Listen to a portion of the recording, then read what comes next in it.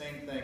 We spent a lot of time this week talking about planning even for our managers and how important that is. So we really appreciate you being here. I think we're going to take a little picture in a little while, so with all of us together. So wow. Sound good? And I can't wait. You're going to be in the middle of it.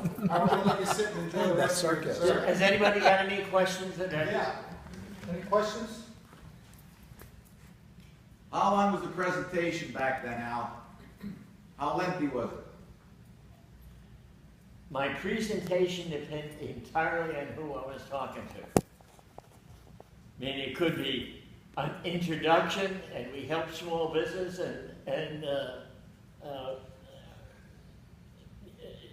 you know, how much would you like to sign up for? You know, it depended on and you can tell, you know, the small businessman, he's got a lot to do, so he just gets jumping. So you got to cut the presentation and go to the quick. Al, did you? What was the minimum dues? The minimum dues, what was the minimum dues? And the max? I think when I started, it was 15, it went to 20 and then 25 in a hurry now. But I stayed at 25 for a long time. And what was the maximum?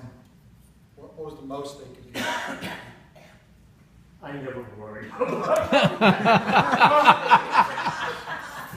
don't know if I ever used that pitch, you know, that maybe I did it that. Al, what was your favorite rebuttal when they said they wanted to think about it? They said they want to think about it?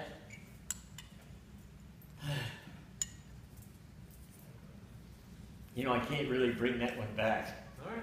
But, you know, we all had our way to get at it. Al, did you ever have anybody tell you that they didn't have any money?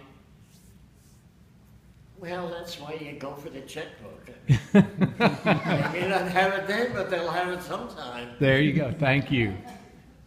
Al, why did you succeed where other people failed? I don't think I had any secrets except I worked hard at it. And I planned ahead.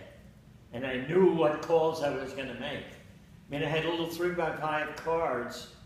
And I'd start the day with probably both sides of a card filled up with, you know, with calls that I wanted to make. And then you said keep your eyes open, because the best ones are still going to be, you know, 6 o'clock on, or at least 5:30 on. You were even. Can you explain to them the role that Ivo Marsak played in coming to NFIB? I didn't know what Ivo was doing in those days. We lived next door to each other, and he came over to me one time, and he had a roll of bills and checks that was like this. He said, "Well, I had a pretty good day today." And you know, at least you get your attention. I never had a wand like that, but he didn't have that either.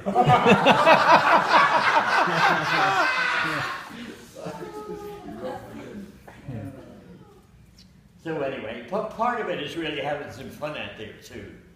You know, you just can't be all that serious about what you're doing.